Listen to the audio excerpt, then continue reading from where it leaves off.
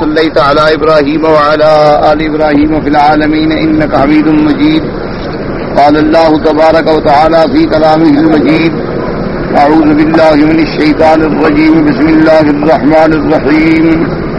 يا أيها الذين آمنوا إذا تداينتم بدين إلى أجل مسمى فاكتبوه وليكتب بينكم كاتب بالعدل ولا يأب كاتب كما أن يكتب كما علمه الله فليكتب وليملل الذي عليه الحق وليتق الله ربه ولا يبخس منه شيئا فإن كان الذي عليه الحق سفيها أو ضعيفا أو لا يستطيع أن يمل هو فليملل وليه بالعدل إلى آخر الآية. قال المؤلف والمفسر رحمه الله تعالى: أدام النفع بعلومه وعلومكم في الدارين آمين. إلى أن قال: وقوله تبارك وتعالى: ممن تستشهدوا شهيدين من رجالكم فإن لم تكونا رجلين فرجل وامرأتان ممن ترضون من الشهداء. فيه دلالة على اشتراط العدالة في الشهود، وهذا مقيد حكم به الشافعي رحمه الله ولا كل مطلق في القرآن من الأمر بالأشهاد من غير اشتراط. وقد استدل من رد المستور بهذه الآية الدالة على أن يكون الشاهد عدلا مرضيا. اب مفسر رحمۃ اللہ علیہ فرماتے ہیں کہ اللہ پاک نے حکم فرمایا جب تم لین دین کرو ایک مدت تک کے لیے تو لازمی بات ہے کہ لکھ لیا کرو. لکھنے کے بعد پھر حکم ہے کہ واستشہدوا شہیدین من رجالکم کہ دو مرد تم میں سے جو ہیں یعنی دو مرد انسان گواہ بنائیں. اگر دو مرد نہ ملیں فإن لم يكونا رجلين فرجل وامرأتان، اگر دو مرد نہ ملیں ایک مرد ملے تو پھر دو عورتیں ہوں ایک مرد کے برابر. اور ساتھ ممن ترضون من الشہداء. مفسر رحمۃ اللہ علیہ فرماتی ہیں کہ اس آیت میں اس بات پر دلالت ہے کہ گواہ جو ہیں وہ بھی عدل انصاف والے ہونے چاہیے، یعنی گواہ جو گواہی دینے کے لیے آئیں وہ بھی عادل ہوں، منصف ہوں، کرائے کے گواہ نہ ہوں جیسے آج کل تو رواج بن گیا نا، اللہ معاف کرے کہ گواہ دینے کے لیے بھی خاص بندے موجود ہوتے ہیں. پیسے دے دو جو مرضی آئے گواہی دلا دو. تو ایسے گواہوں کا شریعت میں کوئی اعتبار نہیں ہوتا ہے، تو جھوٹے کذاب لوگ ہوتے ہیں. اور شہادت زور جو ہے یعنی جھوٹی گواہی دینا جو ہے وہ تو بہت بڑا گناہ ہے. اللہ تبارک و تعالی ہر مسلمان کو جھوٹی گواہی سے محفوظ رکھے. جھوٹ خود اتنا بڑا گناہ ہے کہ اللہ نے فرمایا لعنت اللہ علی الکاذبین. اللہ تبارک و تعالی کی لعنت ہوتی ہے جھوٹوں پر. ہم لوگوں نے ہر چیز میں اپنے پیمانے بنا لیے ہیں. یعنی بعض لوگ یہ سمجھتے ہیں کہ زنا تو گناہ ہے، شراب گناہ ہے، میں زنا نہیں کرتا، میں شراب نہیں پیتا، میں خنزیر نہیں کھاتا، میں شرک نہیں کرتا. لیکن جھوٹ موٹ تو بھئی یہ تو رواج ہے نا دنیا میں. حالانکہ وہ یہ نہیں سمجھتا کہ جھوٹ کتنا بڑا گناہ ہے کہ اللہ نے لعنت بھیجی ہے جھوٹے آدمی پر. اور اسی طریقے سے جھوٹی گواہی دینا جو ہے وہ تو کبیرہ گناہوں کے اندر شہادت زور جو ہے اللہ معاف فرمائے. تو اس لیے فرمایا ممن ترضون من الشہداء. شہداء ایسے ہوں جن کو تم پسند کرتے ہو، جن پر تمہیں اعتماد ہو کہ بھی یہ صحیح شہادت دینے والے لوگ ہیں، یہ بکنے والے نہیں ہیں کہ کل کو کسی سے پیسے لے کر کسی کا نقصان کر دیں. اب مفسر رحمۃ اللہ علیہ فرماتے ہیں کہ امام شافعی رحمۃ اللہ علیہ کا تو ایک فیصلہ ہے کہ جو بھی لفظ قرآن میں آ جائے اس کو وہ کہتے ہیں کہ ھذا مقید بالشہود حکم به الشافعی علی کل مطلق فی القرآن من الامر. اچھا اب امام شافعی فرماتے ہیں کہ بھئی شہادت چاہیے مطلق، کوئی شرط نہیں. لیکن باقی لوگ جو ہیں وہ فرماتے ہیں کہ نہ، باقی امہ فرماتے ہیں کہ شاہد کے لیے عادل ہونا ضروری ہے، کیونکہ اللہ نے ورنہ تو اتنا ہی کافی تھا نا کہ واستشہدوا شہیدین من رجالکم، اتنی کافی تھا. لیکن اللہ نے فرمایا ممن ترضون من الشہداء، تو جب مقید کر دیا گیا تو اس لیے ضروری ہے کہ وہ گواہ جو ہیں وہ بھی عادل ہوں. وقوله تبارك وتعالى أن تضل إحداهما يعني المرأتين إذا نسيت الشهادة فتذكر إحداهما الأخرى يحصل ما ذكر بما وقع به من الأشهاد. وبهذا قال آخرون فتذكر بالشديد من التذكار ومن قال ان شهادتها ما تجعلها كشهادة ذكر فقد كشهادة ذكر فقد ابعد والصحيح هو الاول والله تعالی اعلم. اب مفسر رحمۃ اللہ علیہ فرماتے ہیں کہ اللہ نے دو عورتوں کی گواہی اس لیے رکھی ان تضل احداہما، اگر ایک عورت بھول جائے، کیونکہ نسیان عورت میں بنسبت مرد کے زیادہ ہوتا ہے، فتذکر احداہما الاخری، تاکہ دوسری اس کو اس واقعے کو یاد دلا سکے. اس لیے مفسرین کرام فرماتی ہیں کہ بعض قرآن نے تشدید کے ساتھ پڑھا فتذکر بھی، فتذکر احداہما الاخری تشدید کے ساتھ تذکار سے. اچھا کہتا ہے کہ بعض کہتے ہیں کہ دو کی شہادت ایسی ہو گئی جیسے کہ مرد کی ہے، فرمایا نہیں، یہ مانا نہیں کہ بھی اللہ نے دو عورتوں کو ایک مرد کے برابر کر دیا اور عورت کو آدھا کر دیا، یہ مانا نہیں ہے. مقصد یہ ہے کہ اگر دو عورتیں ہوں گی تو کوئی ایک بات بھولے گی تو دوسری یاد دلا دے گی، صحیح معاملہ سامنے آ جائے.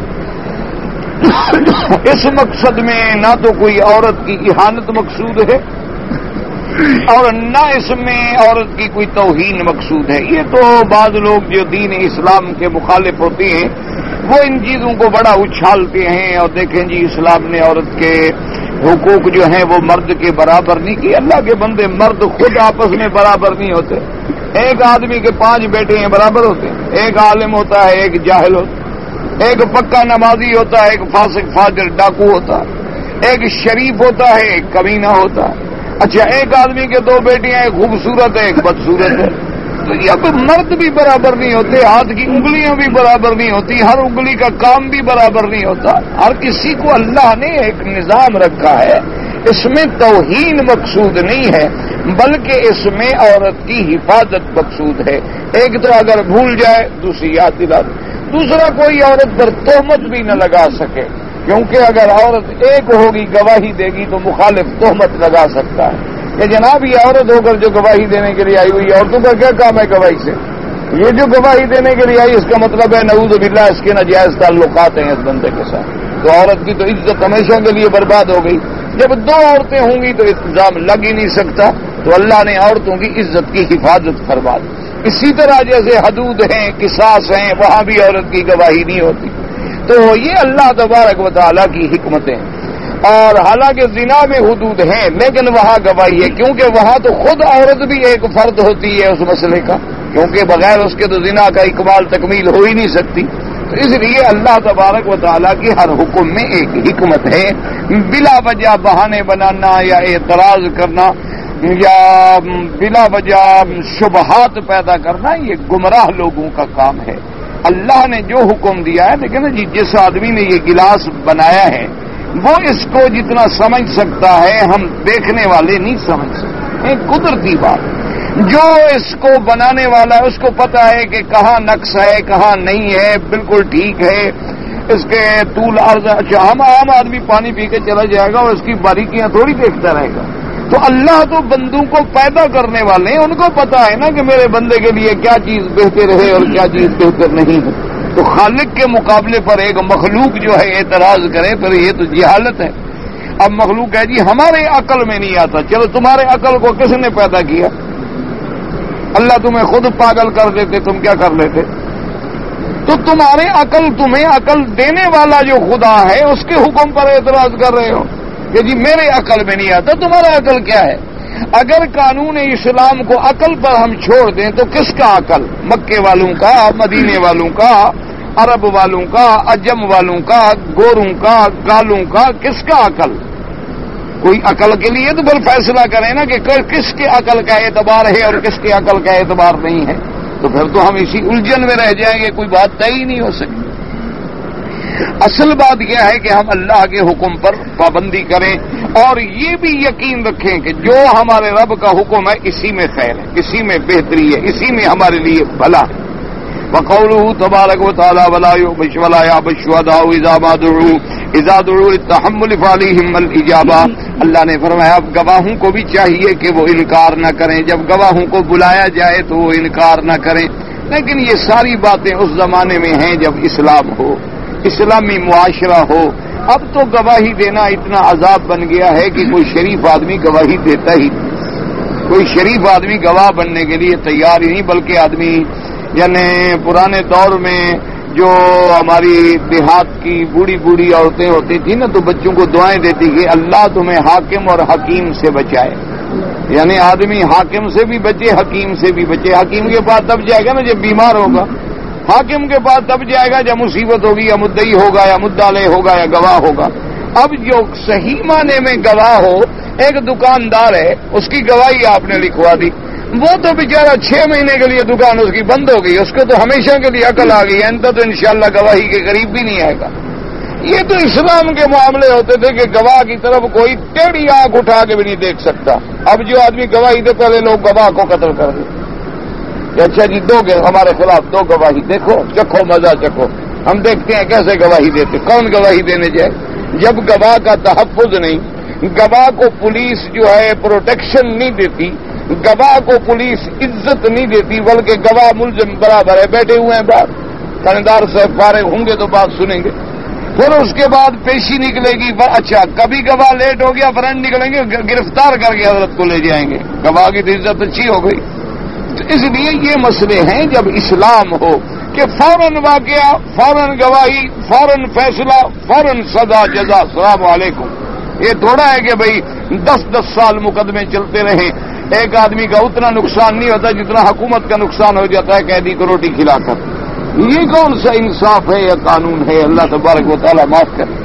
اس لیے فرمایا ولا یشهد الشهداء اذا ما دعوا، اللہ نے حکم دیا کہ خبردار اگر تم گواہ ہو، تمہیں گواہی کے لیے بلایا جا رہا ہے تو انکار نہ کرو، تکلیف نہ دو۔ اگر تم گواہی دو گے تو حقیقت سامنے آئے گی، جب گواہی نہیں دو گے تو حقیقت کیسے سامنے آئے گی؟ ولا يأبى الشهداء اذا ما دعوا وهو قول قتادة والربيع بن أنس وهذا كقوله تعالى فلا يأبى كاتب أن يكتب كما علمه الله فليكتب ومنها هنا استفيد أن تحمل الشهادة فرض كفاية۔ اب جناب فرماتے ہیں کہ گواہی دینا جو ہے یہ فرض کفایہ ہے۔ کیا مانا؟ جیسے جنازے کی نماز جو ہے وہ فرض کفایہ ہے کہ ہم میں سے اگر 2-4 آدمیوں نے بھی پڑھ لی تو باقیوں پر گناہ نہیں ہوگا، لہذا اگر 1-2 آدمی بھی اس دیکھنے والوں میں سے گواہی دے دیں تو گویا سب سے گناہ جو ہے وہ اتر گیا، پھر کسی پر گناہ نہیں ہوگا۔ اگر سارے گواہی نہ دیں تو پھر سب گناہ گار ہوں گے، کیونکہ پھر مجرم کا یا مظلوم کا فیصلہ کون کرے گا اگر گواہی نہ ہو؟ اس لیے فرمایا وقیل مذهب الجمهور والمراد بقوله تعالى ولا يأبى الشهداء اذا ما دعوا للاداء لحقيقة قوله الشهداء والشاهد حقيقة في من تحمل فإذا دعي لأدائها فعليها الإجابة إذا تعينت وإلا فهو فرض كفاية۔ اب فرماتے ہیں مفسر رحمۃ اللہ علیہ کہ بالکل انکار نہ کریں، اللہ نے فرمایا جب ان کو گواہی کے لیے ادا کے لیے بلایا جائے۔ شہداء کا معنی یہی ہوتا ہے، شاہد حقیقتاً کہتے ہی اسی کو ہیں جو تحمل کرتا ہے، برداشت کرتا ہے۔ جب بلایا جائے تو پھر اس کا آنا جو ہے ضروری ہے، جب معین ہو گیا کہ یہ گواہ ہے بس اب تو یہ انکار نہیں کر سکتے۔ ہاں معین نہیں ہے، 10-20 آدمیوں نے ایک بات کو دیکھا ہے تو 2 بھی گواہی دے دیں گے تو پھر فرض کفایہ۔ وقد ثبت في صحيح مسلم والسنن من طريق مالك عن عبد الله بن ابي بكر بن محمد بن عمرو بن حزم عن ابيه عبد الله بن عمرو بن عثمان بن عبد الرحمن بن ابي امرة عن زيد بن خالد ان رسول الله صلى الله عليه وسلم قال الا اخبركم بخير الشهداء الذي ياتي بشهادته قبل ان يسالها واما الحديث الاخر في الصحيحين الا اخبركم بشر الشهداء الذين يشهدون قبل ان يستشهدوا وكذا قوله ثم ياتي قوم تسبق ايمانهم شهادتهم وتسبق شهادتهم ايمانهم وفي روايه ثم قوم ياتي قوم يشهدون ولا يستشهدون وهؤلاء شهود الزور وقد روى عن ابن عباس والحسن البصري انها تعم الحالين التحمل والاداء۔ اب جناب مفسر رحمۃ اللہ علیہ فرماتی ہیں کہ صحیح مسلم کے اندر یہ روایت موجود ہے کہ حضور پاک صلی اللہ علیہ وسلم نے فرمایا الا اخبرکم بخیر الشہداء، آپ نے فرمایا سب سے اچھا گواہ وہ ہوتا ہے جو بغیر کہنے کے صحیح شہادت خود پیش کر دے کہ بھئی میں نے جناب یہ دیکھا ہے، واقعہ یہ جو حقیقت ہے وہی ہے۔ یہ ہے بہتر شہداء کہ اس کو کسی نے کہا بھی نہیں لیکن جو دیکھا ہے اللہ کے ہاں وہ آگے شہادت دے دی۔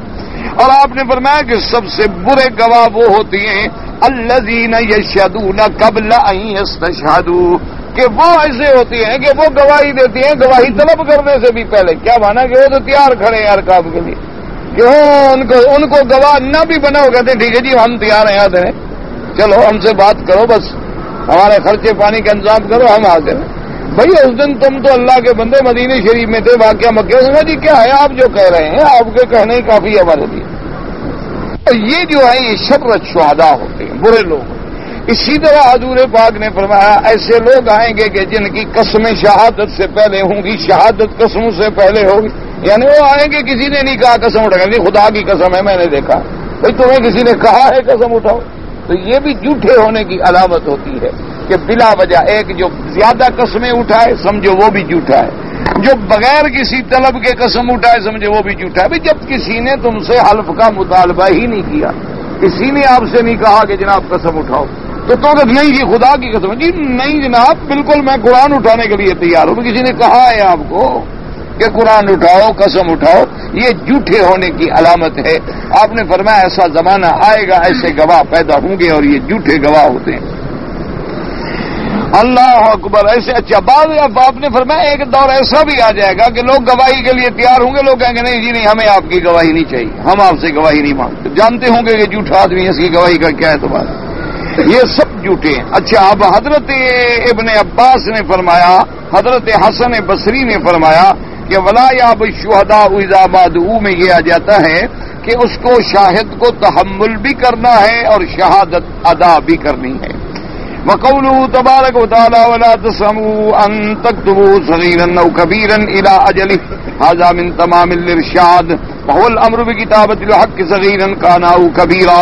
فقال ولا تسموا اذا تملوا ان تكتبوا الحق على ايال كان من القلة والكثرة الى اجله. اللہ تبارک و تعالی نے فرمایا کہ ولا تسموا ولا تملوا، اس بات سے گھبرا نہ جایا کرو کہ جی چھوٹی چھوٹی چیزیں ہیں، اب 500 کا قرضہ ہے، 200 کا قرضہ ہے، 400 کا قرضہ ہے، 100 ریال کا قرض ہے، یہ چھوٹے چھوٹے کیا لکھنے ہیں. اللہ نے فرمایا نہیں، چھوٹا ہے یا بڑا ہے سب لکھو. معاملات جو ہیں ان کو بالکل صاف رکھو، کیونکہ معاملات ٹھیک ہوں گے تب تمہارا دین ٹھیک ہو جائے. تم نمازیں پڑھتے ہو اپنے لیے پڑھتے ہو، تہجد پڑھتے ہو اپنے لیے پڑھتے ہو، اوابین پڑھتے ہو اپنے لیے پڑھتے ہو، اس سے لوگوں کا کیا فائدہ ہے؟ تمہارا دین تو آزمایا جائے گا جب لوگوں کے ساتھ تمہارا معاملہ کیسے ہے، لین دین کیسے ہے، زبان کیسے ہے، قول اقرار کیسے ہے، دینے لینے میں تم کیسے ہو، وہاں پتہ لگے گا کہ تمہارا ایمان کیا ہے. کیونکہ دین جو ہے وہ معاملات کا نام ہے.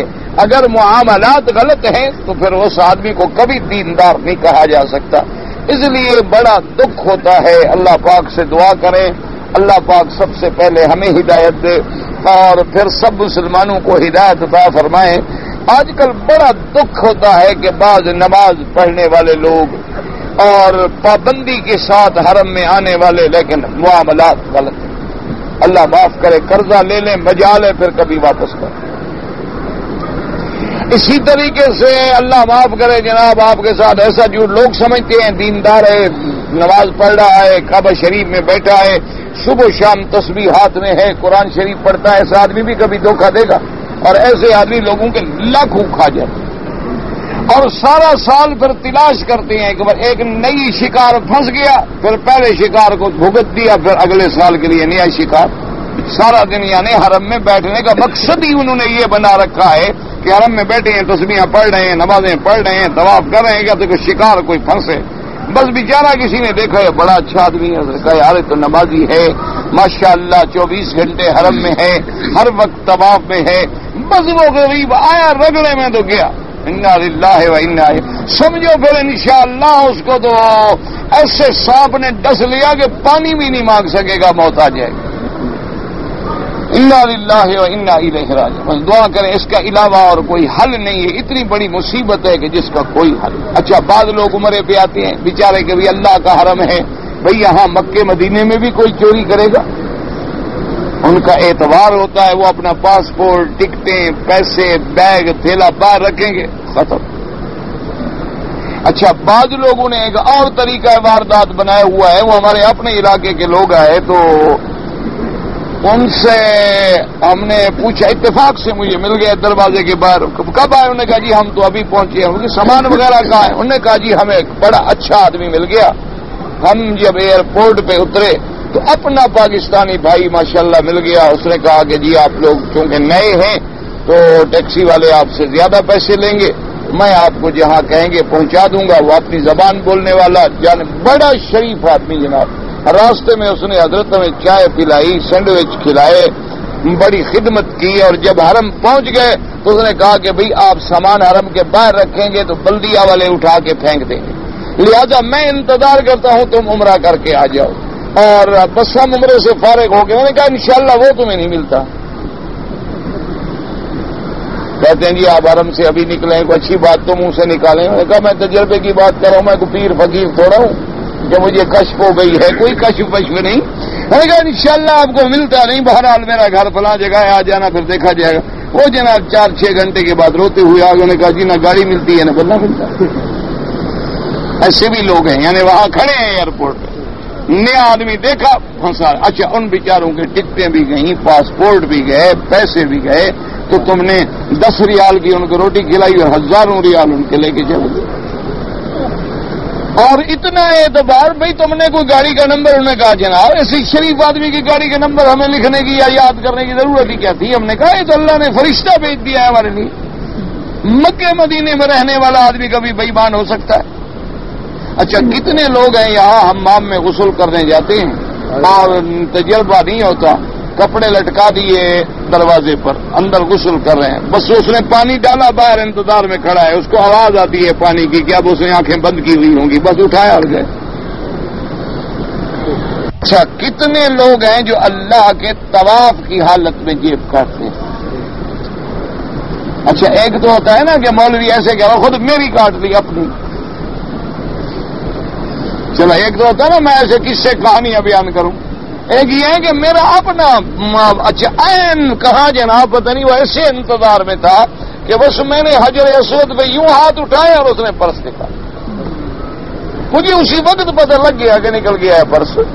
دیکھا وہ تو فنکار آدمی ہوگا نا، اس میں جناب ڈنڈی کارڈ، لائسنس، ڈرائیونگ لائسنس، پتہ نہیں 700-800 ریال، اور کوئی کاغذات، کچھ لوگوں کے ایڈریس، اثر وہ تو انا للہ و انا الیہ راجعون، بس اللہ مخلوق علی کل غائب تلیمن کا بخیر، عین حجر اسود کے ساتھ، یعنی اندازہ فرماؤ اس سے بڑا کوئی رذیل دنیا میں ہو سکتا ہے؟ نہ کعبے کا حیا ہے نہ مطاف کا حیا ہے۔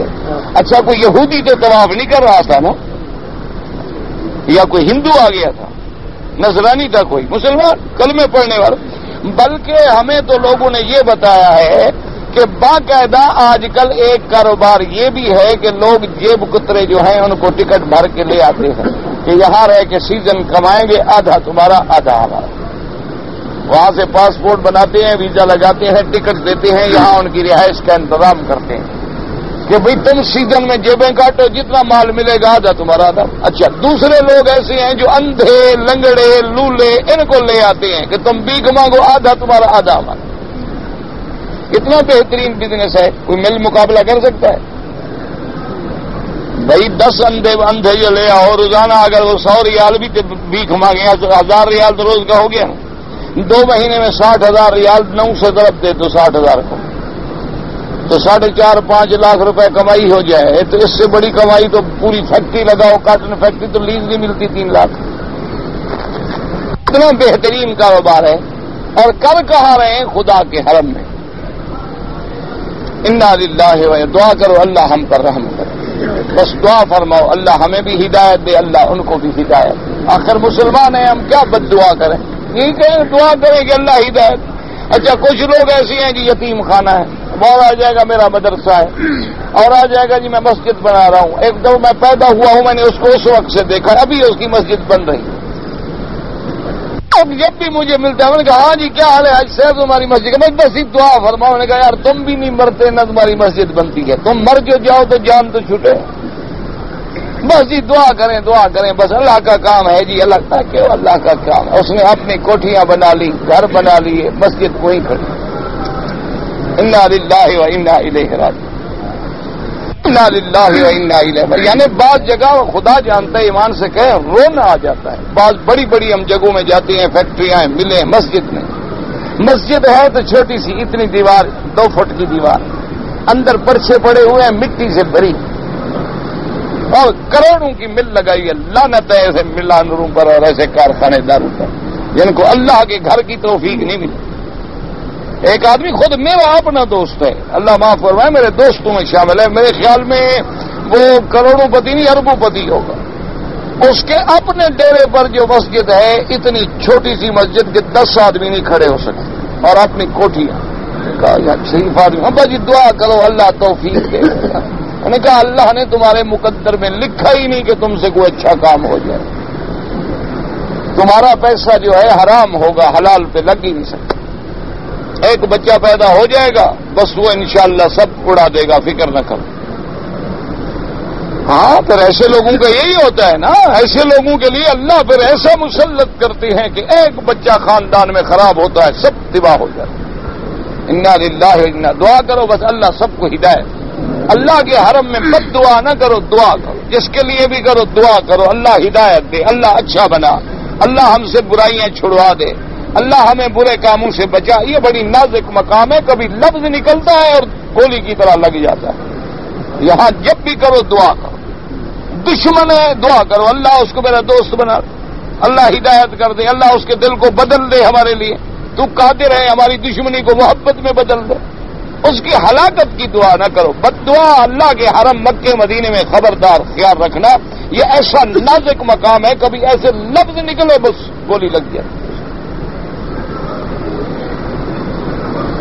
اب جناب فرماتے ہیں فضل رحمۃ اللہ تو کہ چھوٹی موٹی چیز بھی اللہ فرماتے ہیں لکھو، لازم، ذالکم اقسط عند اللہ واقوم للشہادۃ وادنا اللہ ترتابوا ای ھذا الذی ابرأکم بہ من الکتابۃ الحق اذا کان مؤجلا هو اقسط عند اللہ ای اعدل واقوم للشہادۃ ای اثبت للشاہد اذا وضع خطه ثم رأى ذکر به الشہادۃ لاحتمال انه لو لم يكتب ان ينساه كما هو الواقع غالبا۔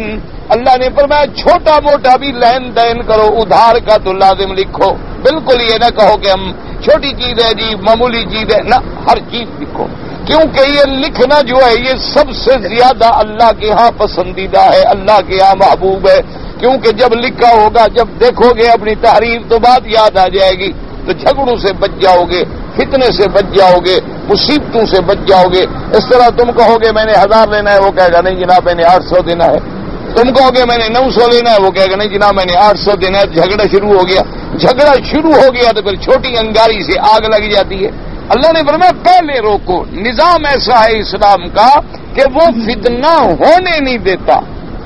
ہمارے قانون ایسے ہیں کہ جب ہو جائے پھر آتے ہیں جناب پکڑنے کے لیے، اسلام کے اب دیکھو نا جی، اسلام حکم دیتے ہیں عورت گھر سے باہر نہ نکلے، اللہ نے حکم دیا وَقَرْنَ فِي بُيُوتِكُنَّ وَلَا تَبَرَّجْنَ تَبَرُّجَ الْجَاهِلِيَّةِ الْأُولَىٰ، فرمایا اپنے گھروں کے اندر قرار پکڑو، خبردار کوئی جاہلیت کی طرح فیشن کر کے اڑیا لباس پہن کے باہر نہ نکلو، یعنی ضرورت پڑے تو پردے سے، کیوں اب جو عورت گھر سے نکلے گی نہیں تو فتنے خود بخود بند ہو گئے، اب گھر سے باہر نکلے گی بس اب فتنے پیدا ہو گئے، مسئلے پیدا ہو گئے۔ دیکھیں نا جی، ایک لڑکی ہے بیچاری، وہ کتنی شریف ترین ہو، شریف زادی ہو، جب وہ کالج میں پڑھے گی، مخلوط تعلیم ہے، لڑکے پڑھ رہے ہیں، کالج میں کٹھے جا رہے ہیں، کٹھے باہر نکل رہے ہیں، لڑائی ہو رہی ہے، مذاق ہو رہی ہے، پکنک ہو رہی ہے، شرارتیں ہو رہی ہیں، تو یہ تو اسی طرح ہے کہ کسی کو دریا میں دھکا دے کے کہہ دو کہ ہوشیار باش دامن ترمکن، خبردار کپڑے نہ بھیگیں تمہارے، اس کو دریا میں پھینک دیا کہتے ہو کپڑے بھی نہ بھیگے، یہ تو ممکن نہیں، یہ تو ممکن نہیں ہے کہ آگ کے قریب بیٹھو اور تمہیں گرمی نہ آئے، یہ تو ناممکن ہے کہ لوہار کے پاس بیٹھو اور کبھی چنگاری تمہارے کپڑوں پہ نہ گرے، یہ تو ناممکن بات ہے کہ عطر کی دکان پہ بیٹھو اور تمہیں خوشبو نہ آئے، یہ تو ناممکن ہے۔ اس لیے اسلام پابندی لگاتا ہے پہلے سے کہ جرم واقع ہو ہی نہ، اگر کبھی ہو تو پھر سزا اتنی سخت ہے کہ عبرت بن جائے، تاکہ آئندہ جرم کی جڑ کٹ جائے۔ اور ہم کہتے ہیں کہ نہیں جناب، آزادی ہے، عورتیں بازار میں پھریں، میک اپ کریں، سنگار کریں، منی اسکرٹ پہنیں، جہاں آئیں مردوں کے ساتھ بولیں اٹھیں، اور پھر ہم کہتے ہیں نہیں دیکھو جی کریکٹر دل کا ہونا چاہیے، بڑا مضبوط دل ہے بھائی، یہ پتہ نہیں کیسا کریکٹر ہے، کہتے ہیں جی پردہ بھی دل کا ہونا چاہیے، کریکٹر ہو جی دل ٹھیک ہو، بس پھر کیا ہے جی دل ٹھیک ہونا چاہیے۔ اور جب نظر خراب ہے تو اندر کیسے ٹھیک ہوگا؟ پہلے ظاہر ٹھیک ہو تو اندر ٹھیک ہوگا، ظاہری ٹھیک نہیں ہوگا تو اندر کیسے ٹھیک ہو جائے گا؟ یہ کہ جس آدمی نے اس گلاس کو باہر سے صاف نہیں رکھا، اندر کی کیا امید ہے؟ جس آدمی کے اسی لیے بعض لوگ کہتے ہیں نا جی اپنا، وہ ہمارے استاد تھے تو وہ بڑے سخت تھے، وہ جناب ہماری صفائی چیک کرتے تھے جب ہم پڑھتے تھے نا چھوٹے کے بھی بچے صاف ہیں کہ نہیں، وہ کہتے پاؤں دکھاؤ۔ اب ہمیں بڑا غصہ آتا کہ بھی عجیب استاد ہے ہمارا، لوگ ہاتھ دیکھتے ہیں منہ دیکھتے ہیں، کہتے پاؤں دکھاؤ۔ ہم کہتے استاد جی یہ پاؤں کا الٹا مسئلہ ہو گیا۔ وہ کہتا بھائی جو پاؤں صاف رکھے گا تو منہ گندا ہو ہی نہیں سکتا، جو پاؤں کا اتنا خیال رکھ رہا ہے وہ اپنے چہرے کا کیسے نہیں رکھے گا؟ ورنہ یہ ظاہر سے تو تم ایسے ابھی تولیہ مار کے ٹھیک ہو کے بیٹھ جاؤ گے، تم تو بغیر وضو کے طالب جو ہے آگے مسلح پہ بیٹھ جاتے ہیں۔ حاضری لگتی تھی نا طالبوں کی نماز میں، ہم طالب تو ہوتے ہیں نا ایسے۔ اچھا آپ دیکھا کہ بھی حاضری ہے اور وضو مجھے ہے نہیں، سلام پھرنے والا ہے، بغیر وضو آگے بیٹھ جائیں گے سب میں۔ انہوں نے کہا فلاں ہے، ہاں لبیک بیٹھا ہوں جی۔ استاد کی حاضری لگی، نماز نہیں پڑھی، وضو ہی نہیں ہے، ایسے بیٹھا ہوا ہے جیسے یہ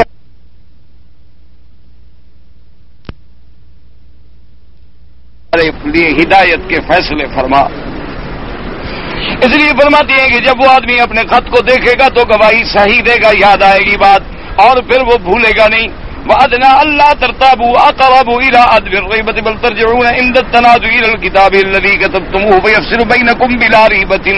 اب تمہیں کوئی شک بھی نہیں پڑے گا، فیصلہ ہو جائے گا کہ بھئی تحریر ہے۔ اس نے کہا جناب یہ تحریر، بات ختم ہو۔ جب تحریر ہے، تحریر بول رہی ہے تو تحریر کے آنے سے جھگڑے ختم ہو جاتے۔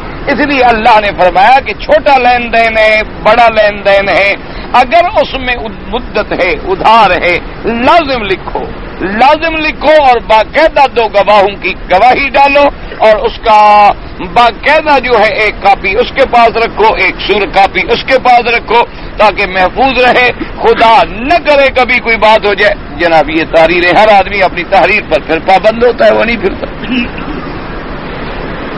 آج کل تو جی لوگ ایسے ہیں، دعا کرو اللہ رحم کرے، آج کل تو تحریر کو بھی کوئی نہیں مانتا۔ تحریر تو تحریر، یعنی آپ حیران ہوں گے، ابھی میرے اپنے عزیز نے ایک زمین خریدی، یہ ہمارے اپنا ذاتی واقعہ ہے، لوگوں کا نہیں۔ زمین جب خریدی جناب تو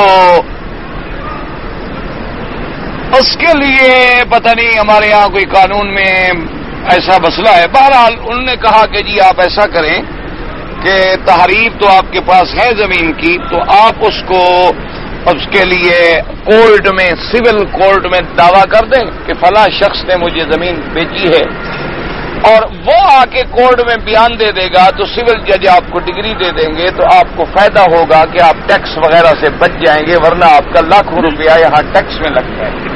کسی نے راستہ نکال کے دیا کہ جی آپ باہر سے آئے ہیں، اچھے حلال کا پیسہ ہے، ٹیکسوں میں نہ بھریں، تو اگر آپ سول جج کو کہہ دیں، بہرحال میں تو نہیں تھا وہاں، سول جج کو کوئی شریف آدمی تھا، اس کو جا کے کسی وکیل صاحب نے بتلایا کہ مکی صاحب کے عزیز ہیں، انہوں نے کہا ٹھیک ہے کوئی بات۔ بہرحال وہ دعویٰ ہو گیا، اس زمین جس نے بیچی تھی اس نے بیان دے دیے، اس نے ڈگری دے دی۔ اچھا اب ڈگری ہو جانے کے بعد کورٹ کی ڈگری ہے، سول کورٹ نے ڈگری دی ہے، اور جس نے بیچی ہے اس نے اقرار کیا کہ میں نے بیچی، ڈگری ہو گئی، سب کچھ ہو گیا۔ اب وہ جناب ڈگری دے کے پٹواری سے رجسٹر کرانا تھا انتقال۔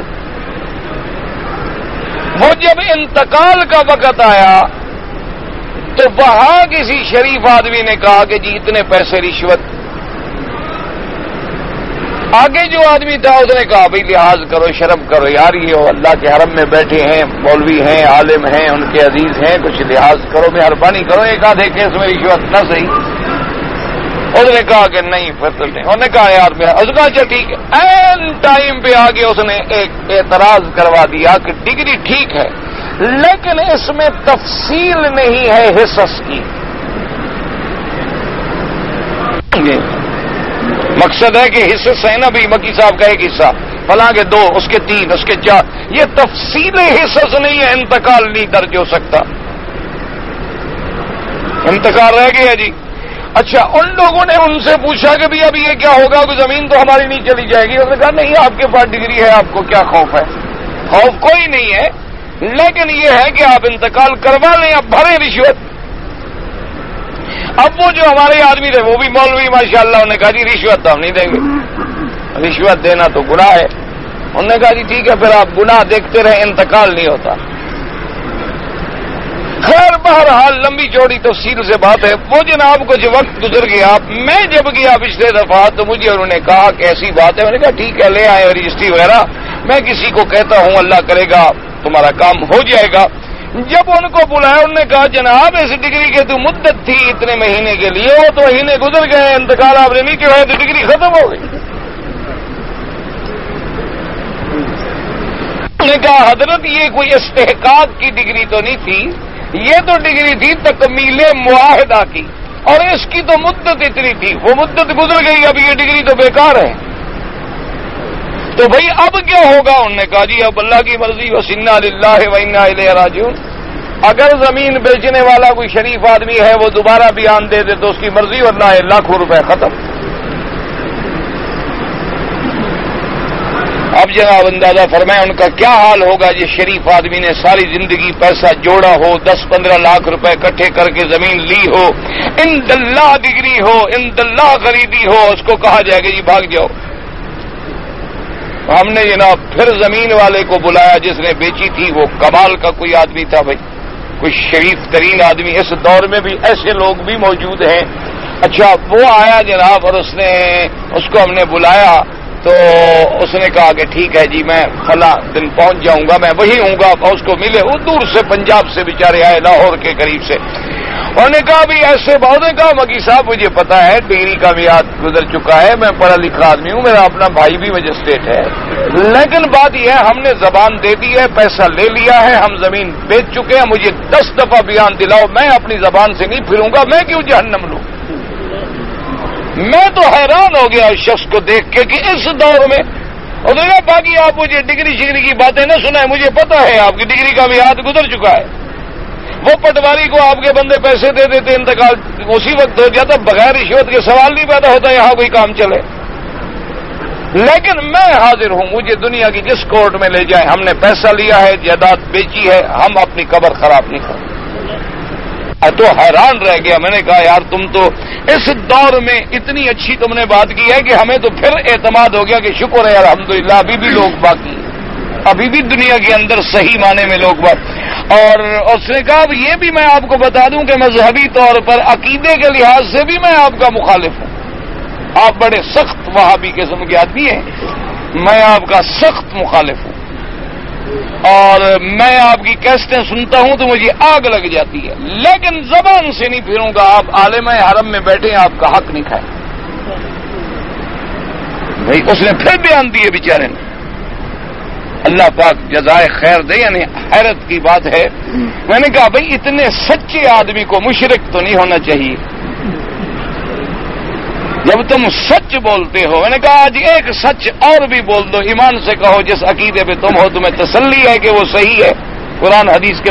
کہتے نہیں جی ضد کی بات ہے صحیح نہیں ہے تو ضد ورنہ قبر والے دیتے تو خود قبروں میں کیوں چلے جاتے.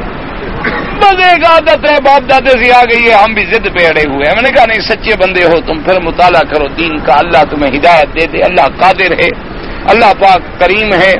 تو ایسے لوگ بھی ہیں. اب یہ حال ہو دنیا میں تو لکھنے کا کیا اعتبار رہ گیا. یہ سب باتیں ہیں مسلمانوں کے لیے. اسلام نکل جائے بات ختم ہو. فرماتی ہے وہ قولہ تبارک و تعالی الا ان تکون تجارۃ حاضرۃ تدیرونها بینکم فلیس علیکم جناح الا تکتبوها ای اذا کان البیع بالعادل یدا بید فلا باس بید الکتاب لانتفاع المحظور فی ترکها اب اللہ نے فرمایا کہ اگر نقد لین دین ہے یدن بے یدن، پیسے دے رہے ہو سودا لے رہے ہو پیسے دے رہے، اس میں لکھنے کی کوئی ضرورت کیوں؟ یہ تو نقد کا سودا ہے. لکھا تو وہاں جاتا ہے کہ بھئی ہم 6 مہینے کے بعد پیسے دیں گے، سال کے بعد پیسے دیں گے. وہاں تو خطرہ ہے بھول چوک کا. یہ تو نقد کا سودا ہے کہ تم 10 ریال، اچھا جی 10 ریال دے دو، السلام علیکم، اس کے لکھنے کی ضرورت نہیں. اس لیے فرمایا الا ان تكون تجارة حاضرة تديرونها بينكم وليس عليكم جناح الا تكتبوها فاما الاشهاد البيع فقد قال تعالى فاشهدوا اذا تبايعتم. قال ابن ابي حاتم حدثنا ابو زرعه قال حدثني يحيى بن عبد الله بن بكر قال حدثني ابن حيان قال حدثني اتاني صحيح جبريل في قوله تعالى واشهدوا اذا تبايعتم اي يشهدوا على حقكم اذا كان فيه اجل لولا لم يكن فيه اجل فشهدوا على حقكم على كل حال. اب مفسر رحمۃ اللہ علیہ فرماتے ہیں اللہ نے فرمایا کہ اگر لین دین ہے نقد بنقد ہاتھ بہاتھ وہاں لکھنے کی تو ضرورت نہیں، لیکن بہتر ہے کہ گواہ کر لو.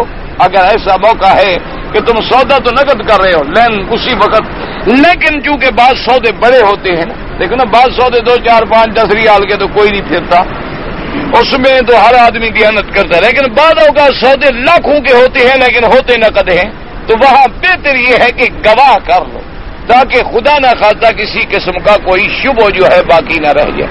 دیکھو نا جی کبھی ایسا ہوتا ہے کہ آپ نے مثلا 1000 من کپاس لے لی ہے، لے تو نقد رہے ہو، موجود ہے کپاس، لیکن پھر جائے اگلا، کیوں؟ اتنا بڑا سودا ہے. بعض لوگ جی اللہ تبارک و تعالی یعنی حیرت ہوتی ہے. یہاں ایک شیخ تھے وہ فوت ہو گئے، اللہ ان کی قبر پہ رحمتیں فرمائے، ہمارے بڑے مہربان تھے. ان کا ایک بلڈنگ تھی تو کرائے پر دی، کسی کے لیے میں نے سفارش کی. میں ان کی خدمت میں گیا، میں نے کہا اس آدمی کو میں جانتا ہوں، شریف آدمی ہے، دیانتدار ہے اور غریب آدمی، یہ آپ کا مکان کرائے پہ لینا چاہتا ہے، اگر مہربانی کریں کسی کو تو آپ کرائے پہ دیں گے، اس کو دے دیں تو آپ کی مہربانی ہوگی. انہوں نے کہا ٹھیک ہے آپ میرے پاس آئے ہیں، میں آپ کا احترام کرتا ہوں. خیر بہرحال مجھے پوری طرح یاد نہیں ہے، کوئی طے ہو گیا 10 لاکھ کرایہ یا پتہ نہیں کتنا، اور زبانی کلامی اس نے کہا ٹھیک ہے آپ کا ہمارا اتنا کرایہ طے ہو گیا اور کل یا پرسوں آ جاؤ اور پیشگی دے دو اور اپنی تعریف لکھوا لو. اور ٹھیک وہ جناب آدمی ابھی ان کے گھر سے نکلا اور دوسری پارٹی نے اس کو جا کے کہا کہ ہم 15 لاکھ دیتے. 5 لاکھ ریال آپ کے بن جاتے ہیں اس وقت 40 لاکھ کے قریب یا اس سے بھی زیادہ، کیونکہ آج کل تو 8.72 کا پیسہ ہے. تو انہوں نے کہا جی آپ 5 لاکھ لے لیں. انہوں نے کہا کہ دیکھو بات سنو، میں نے ایک شریف آدمی کو زبان دے دی. انہوں نے کہا جی ہم 5 لاکھ آپ کو زیادہ دے رہے ہیں. انہوں نے کہا اب یہ اس کا مقدر ہے، اسی آدمی کے پاس چلے جاؤ، اس کو 5 لاکھ دے کر اس سے بلڈنگ دے. انہوں نے کہا اللہ کے بندے تحریر نہیں ہے، ابھی تم نے چابی نہیں دی، قبض نہیں کیا، اس نے آپ کو پیشگی نہیں دی، ابھی تو معاملہ طے. انہوں نے کہا نہ چابی دی ہے، نہ تحریر ہے، نہ میں نے پیسہ لیا ہے، نہ میں نے ریال لیا، لیکن زبان دے دی ہے، میں اللہ کو گواہ بنا چکا ہوں کہ میں نے یہ سودا کر دیا ہے. اب جو 5 لاکھ زیادہ ملا میرے مقدر میں ہوتا تو آپ کل میرے پاس آ جاتے. آپ کل نہیں آئے ہیں، آج آئے، اس کا مطلب یہ اس کے مقدر میں ہے، میرے مقدر میں نہیں. اس کو جا کے 5 زیادہ دے دو اور اسے لے اپنی زبان پہ قائم. اللہ اکبر، میں تو دیکھ کے حیران رہ گیا. اللہ پاک ایسے لوگوں کو پھر خدا یاد رکھو دیتا بھی اسی طرح. ایک دفعہ میں گیا تو ایک تکرونی آدمی بوڑھا سا بالکل میلے کچیلے کپڑے گندے، اور اس کے پاس ایک تھیلا سا آیا تو وہ شیخ کھڑے ہو گئے، اس کے لیے ملے، بٹھایا اور اس کے بعد احترام کیا. تو پھر اس نے کوئی کام کہا ٹھیک ہے کل آپ اپنے بیٹے کو بھیج دینا فلاں ٹائم میں کروں گا. میں نے پوچھا کیا ہے بڑا؟ اس نے کہا جی میں مزدوری کرتا تھا اور یہ ہمارا معلم ہوتا تھا، یعنی یہ مستری تھا، میں مزدور ہوتا تھا، تو اس نے مجھے پھر مستری کرنے دیواریں بنانے کا کام سکھایا، معلم بنا دیا، میرا استاد ہے. تو میں 2 ریال کا مزدور تھا، آج اللہ نے مجھے بلائین دیے ہیں تو میں اپنے استاد کو بھول جاؤں؟ اس لیے میں کھڑا ہو گیا کہ اس نے مجھے سب سے پہلے کام سکھایا. اس نے کہا یہ جب میرے پاس آتا ہے تو میں کھڑا ہو کے اس کا کام کروں کہ بھئی اس شخص نے کہا میں بھی مزدور تھا، آج اللہ نے اگر مجھے مزدوری سے اس مقام پہ پہنچا دیا ہے اس کا مطلب یہ ہے کہ میں لوگوں کو بھول جاؤں جنہوں نے مجھ پر احسان کیے؟ ایسے لوگ بھی ہیں، اللہ تبارک و تعالی رحمت فرمائے۔ اس لیے حکم ہے کہ واشہدوا اذا تبایعتم، یعنی علی حقکم اذا کان فیہ اجل او لم یکن فیہ اجل، مدت ہے یا مدت نہیں، گواہی رکھ لو، گواہ رکھ لو، کیونکہ اسی میں تمہارے لیے بہتر ہے۔ فاشہدوا علی حقکم علی کل حال، ہر حال میں گواہی رکھو، چاہے درمیان میں مدت ہے یا سودا نقد بنقد ہے، یدن بے یدن ہے، کیونکہ گواہی آنے سے آدمی فتنوں سے محفوظ ہو جاتا ہے۔ وقال روان جاوتا وزحاق ناوزار قال شاوزاد رسول قال من بعضكم بعض ولد رزق من دعاء امر محمد الجمول الشاذ النبي بالعال الوجوب۔ اب بعض علماء یہ فرماتے ہیں کہ بعد میں آ گیا کہ فَإِنْ أَمِنَ بَعْضُكُمْ بَعْضًا، اگر تم میں سے کوئی ایک دوسرے کو امانت دے تو امانت پوری رکھو، پوری کرو، اس میں خیانت نہ کرو۔ کہتے ہیں وہ جب آیت آ گئی تو پھر گواہوں کی ضرورت نہیں رہی، لیکن جمہور کہتے ہیں بھی یہ بات نہیں۔ وَشْهِدُوا إِذَا تَبَايَعْتُمْ، اللہ نے جو حکم دیا یہ امر وجوب کے لیے نہیں ہے، بلکہ یہ امر استحباب کے لیے ہے، ندب کے لیے ہے، یعنی افضل بات یہی ہے، مستحب امر یہی ہے، تمہارے لیے اعلیٰ افضل بہتر یہی ہے کہ گواہ رکھ لو تاکہ کل کو کسی قسم کے اختلافات پیدا ہونے کا اندیشہ ہی نہ رہے۔ واللہ تعالی اعلم وعلمہ اتم۔ اصل میں پھر سوال رہ جاتے ہیں تو پوچھنے والے بیچارے چلے جاتے ہیں۔ ماشاءاللہ کہتا جی حج کی نیت کر کے احرام باندھ کر ہم مینا چلے گئے، میاں بیوی، مینا میں پہلی رات ہم بستر ہو گئے، بیوی کے ساتھ لیٹ گئے، ماشاءاللہ حج ادا ہو گیا جی، ماشاءاللہ دونوں کا حج فاسد ہو گیا، دونوں دوبارہ حج کریں، توبہ کریں، استغفار کریں۔ یہ مینا مکے سے چلا ہے، مینا جانے تک صبر حضرت سے نہیں، پتہ نہیں احرام اسی لیے باندھا ہوگا، آگے پیچھے بیچاری عورت کا کہنا نہیں مانتی ہو، پتہ نہیں لوگوں نے حج کو مذاق سمجھا ہے، عمرے کو مذاق سمجھا۔ اللہ کے بندے عبادت کرو تو ٹھیک کرو، نہ کرو تو کوئی ضروری نہیں ہے، کوئی حکم تو نہیں ہے کہ تم ضرور عمرے کرو۔ بعض لوگ آ جاتے ہیں اچھا جی چادریں مجھے بھول گئی، بعد آ جاتے ہیں اچھا جی ہم نے عمرہ تو کر دیا صفا بھول گئی، بعد آ جائیں گے جی ہم نے عمرہ کیا صفا کیا لیکن بال کٹانا بھول گئے، بعد آ جائے گا جی ہم نے عمرہ کیا ہے جی انڈر ویئر اندر رہ گیا وہ بھول گئے، بعد آئے گا جی ہم نے 2 بال ادھر سے 2 بال ادھر سے 2 بال ادھر سے کٹوا لیے۔ کیوں مذاق کرتے ہو؟ کوئی ضروری تو نہیں ہے، کوئی حکیم نے نسخے میں لکھا ہے کہ 1 عدد عمرہ 2 عدد حج اور 3 عدد طواف کرو گے تو جنت پہ چلے جاؤ گے۔ اگر کرنا ہے پہلے عالم سے مسئلہ پوچھو کہ عمرہ کیا ہے، میں نے عمرے پہ جانا ہے، مہربانی کرو مجھے عمرہ سکھاؤ۔ میں نے حج کرنا ہے، کسی عالم کے پاس فارغ وقت میں جا کے بیٹھو جی میں نے اس دفعہ حج کرنا ہے، میرے لیے کیا احکام ہے، میں احرام کیسے باندھوں، مینا کب جاؤں، عرفات کب جاؤں، ہر بات کو لکھو، سمجھو، پڑھو اور سنت کے مطابق عمل کرو۔ مزاق اگر کوئی آدمی عرفات سے پہلے بیوی سے جماع کر لے تو حج فاسد ہو جاتا، لیکن اس کو دوبارہ دونوں کو حج بھی کرنا ہوگا اور اس کے بعد توبہ بھی کریں، استغفار بھی کریں، اللہ تبارک و تعالی معاف کرے، بہت بڑا جرم ہے، حج ہی فاسد ہو گیا۔ کہتے ہیں جی کہ تقلید جو کرتی ہے مال باقی تو مسئلہ اس میں اتنا کیوں ہے؟ امام صاحب نماز قرآن دیکھ پڑھنا جائز ہے، امام نزدیک نماز نہیں ہوتا ہے، بالکل عکس ہے۔ دیکھو جی بات یہ ہے کہ ہمیشہ یاد رکھو ائمہ کرام کے نزدیک جتنی تحقیق ہے وہ آپ کی اور ہماری نہیں ہے۔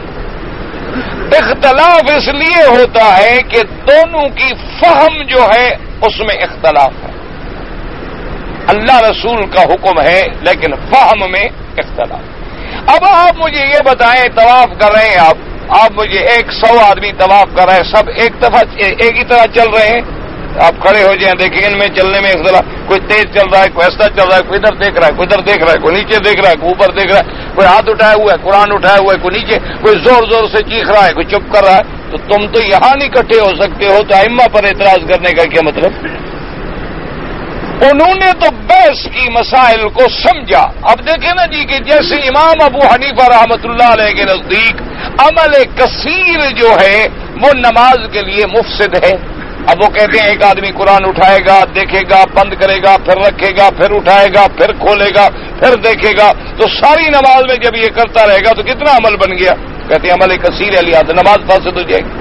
اچھا، جن ائمہ کے نزدیک عمل کثیر فاسد نہیں ہے وہ کہتے ہیں کوئی حرج نہیں۔ بعض علماء نے فرمایا کہ اگر فرض ہیں تو ایسا نہ کرو، اگر نوافل ہیں تو ان میں توسع ہے۔ تو بات تو سب ٹھیک کر رہے ہیں، لیکن اپنی اپنی فہم کی وجہ سے ہمیں اختلاف نظر آتا ہے، اور کہیں اختلاف تھوڑا رہ جاتا ہے، کہیں بالکل معاملہ برعکس بھی ہو جاتا ہے، کوئی ایسی بات۔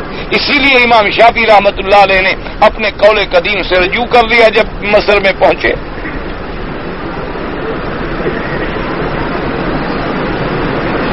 ایک آدمی نے حلف کیا کہ میں اس عورت کے ساتھ نکاح نہیں کروں گا، لیکن بعد میں نکاح ہو گیا، کوئی بات نہیں، اچھی بات ہے، اچھا ہو گیا، قسم کا کفارہ ادا کر دے، 10 مسکینوں کو کھانا کھلا دے۔ اگر ایک مرد ہے کسی عورت کے ساتھ زنا کیا، پھر اس کی ماں سے یا اس کی لڑکی سے، یہ مسئلہ فرضی پوچھنا چاہتا ہے نا، کیوں کبھی ماں سے کبھی لڑکی سے۔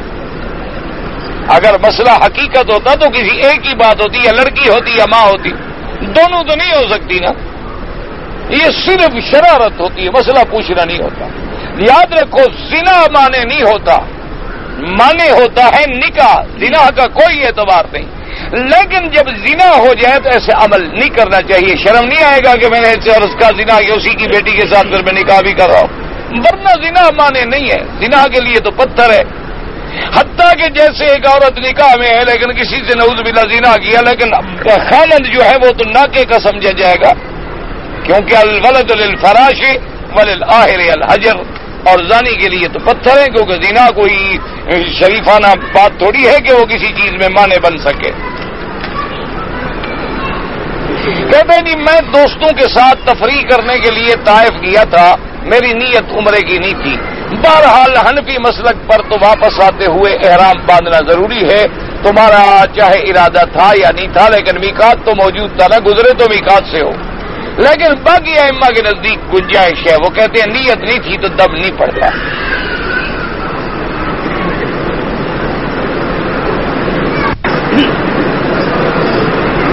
کہتے ہیں جی کہ میں دکاندار ہوں، اور موسم حج کے دنوں میں بعض اوقات ایسی بنیانیں آتی ہیں کہ جن پر کعبہ شریف کا یا مدینہ شریف کا فوٹو بنا ہوتا ہے، ہم وہ بیچتے ہیں، کیا وہ بیچنا ٹھیک ہے؟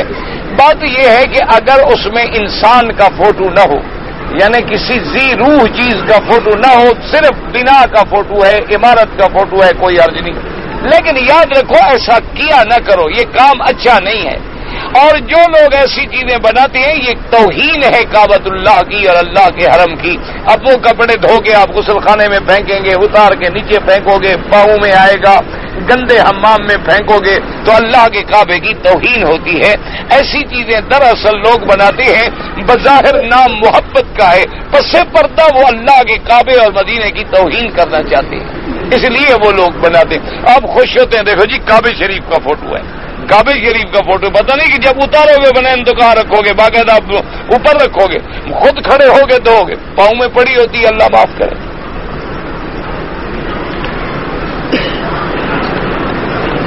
کہتے جی یہاں سامنے ایک بہت بڑی بلڈنگ ہے، وہاں سے مسجد بنی ہوئی ہے بلڈنگ کے اوپر، اور وہاں سے نماز پڑھتے ہیں، اگر صفیں نظر آ رہی ہوں اگلی تو نماز ہو جاتی ہے، لیکن افضل یہ ہے کہ صفوں کے ساتھ مل کے نماز۔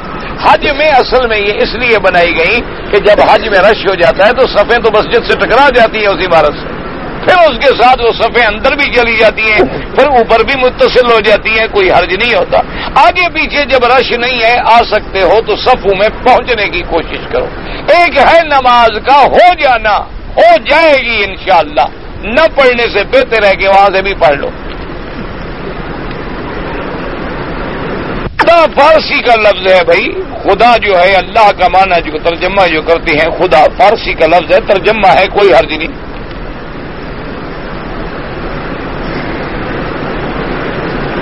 کہتے ہیں جی کہ اگر میرا ایک دوست نمازی ہے لیکن اس کی بیوی پہلے نماز نہیں پڑھتی تھی، اب آپ کی تقریروں کے کیسے سن کے نماز پڑھنے لگی، الحمدللہ ٹھیک ہے، توبہ کرے، اللہ معاف کرے پچھلے گناہ، کہ صحیح وضو نہیں ہے، جنہوں نے سنا ہے کہ جس نے صحیح وضو نہیں کی اس کی نماز نہیں ہے، جس نے مجھ کی نماز چھوڑی ہے وہ کافر ہے۔ ہاں تو جب نماز چھوڑی اب تو توبہ کر لی نا، ختم ہو گئی بات، توبہ کرنے کے بعد گناہ معاف ہو جاتے ہیں، پیچھے جو ہے فکر نہ کرو۔ ہاں اگر وہ توبہ نہ کرے، یعنی نمازی ایک عورت ہے نماز نہیں پڑھتی اور عمدن نہیں پڑھتی، تو امام احمد ابن حنبل رحمۃ اللہ علیہ کے نزدیک وہ کافر ہے اور نکاح ٹوٹ جاتا ہے، باقی ائمہ کے نزدیک نکاح نہیں ٹوٹتا، فاسق فاجر ہے۔ بہرحال جب اس نے توبہ کر لی ہے تو اب کوئی غم نہ کرو، توبہ کرنے سے سارے گناہ دھل گئے، ساری غلطیاں معاف ہو گئی، آئندہ اللہ سب کو نمازی بنائے، دوبارہ نکاح بھی کوئی ضرورت نہیں۔ اس وقت جو ہماری بیوی سے اب وہ توبہ کے بعد سب گناہ معاف ہو گئے، اور نکاح ٹوٹ گیا تو پھر زنا لازم حنابلہ کے نزدیک لازم آتا تھا، لیکن جب توبہ کر لی ساری باتیں ختم ہو گئی، بس باقی کسی چکرے میں نہ پڑو آپ۔ اگر طواف کے دوران حجر اسود اور رکن یمانی کے علاوہ کسی جگہ ہاتھ لگائیں یا بوسہ دیں بدعت ہے۔ طواف کے بعد کی 2 رکعتیں جو ہیں وہ حتیم میں بھی پڑھ سکتے ہیں، بالکل پڑھ سکتے ہیں، افضل یہ ہے کہ مقام ابراہیم پہ پڑھیں، اگر مقام ابراہیم پہ نہ پڑھیں تو پھر افضل ہے کہ حتیم میں پڑھیں، اگر حتیم میں بھی جگہ نہیں سارے مطاف میں پڑھیں، یہاں بھی نہیں سارے حرم میں پڑھیں، یہاں بھی نہیں گھر جا کر بھی پڑھ سکتے ہیں۔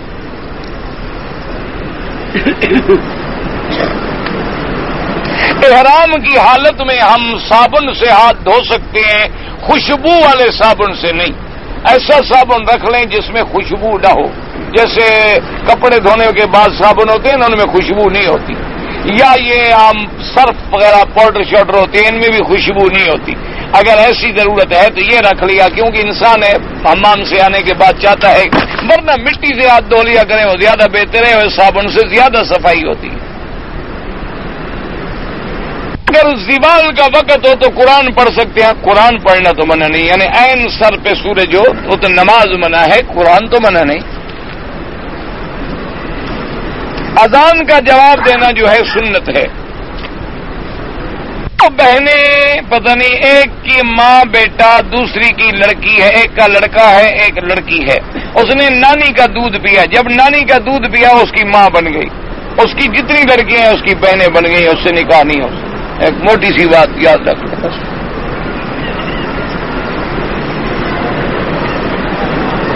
ایک آدمی نے میرے سے گندم کی بوری ادھار لی تھی، لیکن اس وقت بوری کی قیمت 450 روپے تھی، بعد میں گندم کا بھاؤ بڑھ گیا، اسی لیے تو اسلام نے منع کیا ہے نا کہ اس میں کمی بیشی نہ کرو، اسی لیے حضور نے منع کیا نا کہ 6 چیزیں جو ہیں ان میں ایسی چیز نہ کیا کرو، ان کے اندر سونا چاندی اور جو کھجور یہ سب چیزیں حضور صلی اللہ علیہ وسلم نے فرما دی ہیں، تم گندم کی بوری لے لو بس، زیادہ چکر میں نہ پڑو۔ اگر امام کے پیچھے ہم نماز پڑھ رہے ہیں تو تکبیر کہنے کے بعد اللہ اکبر کہنے کے بعد ثنا پڑھنے کے بعد کچھ نہ پڑھیں، حنفی حضرات کچھ نہ پڑھیں، وہ ان کا امام کا پڑھنا کافی ہے، اور باقی امام شافعی رحمت اللہ علیہ کے نزدیک فاتحہ پڑھنا ضروری ہے۔ میں نے دم کے لیے کسی آدمی کو رقم دی کہ بھائی مجھے دم پڑ گیا ہے، مہربانی میرے سے رقم لے اور دم ادا کر دینا، مگر دم ادا کیا اور پاکستان چلا گیا، مجھے ابھی بتایا کہ میں نے دم ادا نہیں کیا تو اب کر دو، بس ختم ہو گئی بات۔ اگر ایک چیز ہم نے خریدا 7 ریال میں لیکن بیچا 10 ریال میں، کوئی حرج نہیں، چیز تم بیچ رہے ہو تو نفع ہے، کوئی ایسی بات نہیں، چونکہ چیز سامنے موجود ہے، اس کو کہو کہ بھی میں اتنے میں بیچتا ہوں، اس کو قبول ہے تو لے گا، نہیں ہے تو نہیں لے گا۔ حجر اسود کے اندر جو چھوٹے چھوٹے پتھر ہیں اصل حجر اسود وہی ہے، باقی تو صرف ان کو جوڑنے کے لیے لگایا گیا ہے سارا، اصل تو وہی ہے، ٹکڑے بچے ہوئے ہیں، چونکہ حجر اسود کئی دفعہ ٹوٹا، کئی دفعہ آگ لگائی گئی، کئی دفعہ نکال کے لے گئے۔ سعودی عرب میں ایک مؤذن یا پتہ نہیں کیا تہجد کی اذان، مجھے نہیں سمجھ آیا کیا لکھا ہے، تو نے پڑھا ہی نہیں جاتا، بغیر وضو کے طواف کر سکتے ہیں؟ بالکل نہیں کر سکتے. طواف جو ہے ایسے ہے جیسے نماز ہے.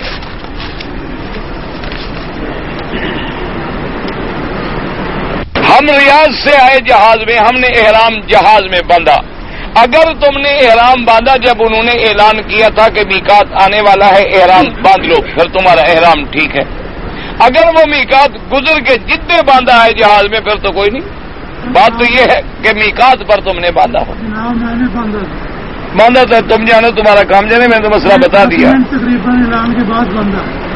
مجھے نہیں پتا 10 منٹ یا 15 منٹ. اعلان کرتے ہی تب ہیں کہ 10-15 منٹ وقت دیتے ہیں. پہلے اب اعلان کرتے ہیں تو اعلان کے بعد 10-15 منٹ وقت ہوتا ہے. اعلان کے بعد اگر تم نے 10-15 منٹ باندھا ہو تو ٹھیک ہے، پھر تو میقات سے باندھا ہے. ابا آدم اور اما بھی اپنا حوا کی قبر کہا ہے. کعبہ شریف ملنے کے بعد بھی ابھی قبریں ڈھونڈنی ہیں. ماشاءاللہ یہاں بڑی قبریں ہیں. انشاءاللہ ایک دن آپ کی ہماری خود بھی بن جائے گی. ایسے لوگ کہتے ہیں جدے میں ہے، کوئی تحقیق نہیں ہے. پہلا دل ٹھیک ہوگا. دل کب ٹھیک ہوگا؟ کیسے ٹھیک؟ شریعت پہ چلو گے تو ٹھیک ہوگا یا مخالفت سے ٹھیک ہوگا؟ یہ بھی تو لکھ دیتے نا، الا وہی القلب، یہ نبی کا فرمان ہے. لیکن جب شریعت پہ چلو گے تو دل ٹھیک ہوگا کہ پہلے ہو جائے گا؟ مسئلہ تو آ گیا آپ کو کہ الا وہی القلب. الا وہی القلب زبان سے نہ پڑھو، صرف دل میں ہو تو مسلمان ہو جاؤ گے. الا وہی القلب کی حدیث پھر کہاں گئی؟ ایک آدمی کے دل میں یقین ہے کہ اسلام سچا مذہب ہے لیکن کلمہ نہیں پڑھتا.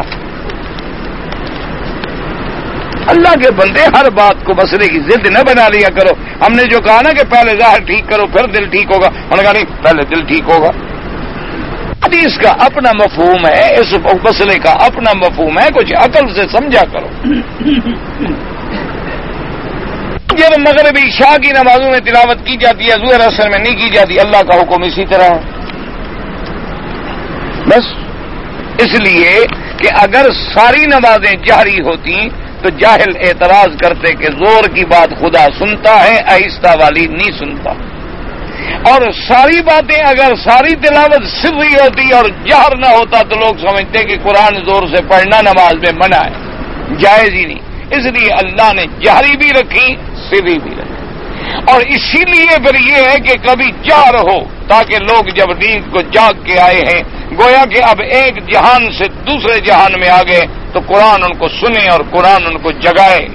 اسی طریقے سے جب رات آ رہی ہے تو گویا اب ایک اور نظام بدلنے والا ہے. دن گیا اور رات آئی، گویا دنیا گئی اور آخرت آئی. پھر بھی ہمیں قرآن سنایا جائے کہ آخری وقت ہمارے دماغوں میں کانوں میں قرآن گونجتا رہے. اور درمیان میں تو ہم جاگے ہوئے ہیں، عبادت ہو رہی ہے، زور کی ضرورت ہی نہیں ہے. اس لیے اللہ تبارک و تعالیٰ کی ہر چیز میں حکمتیں ہیں. تم اتنی بات یاد رکھو، جو اللہ نے حکم دیا آمنا وصدقنا، جو اللہ رسول کا حکم ہے ہمارا ایمان. اللہ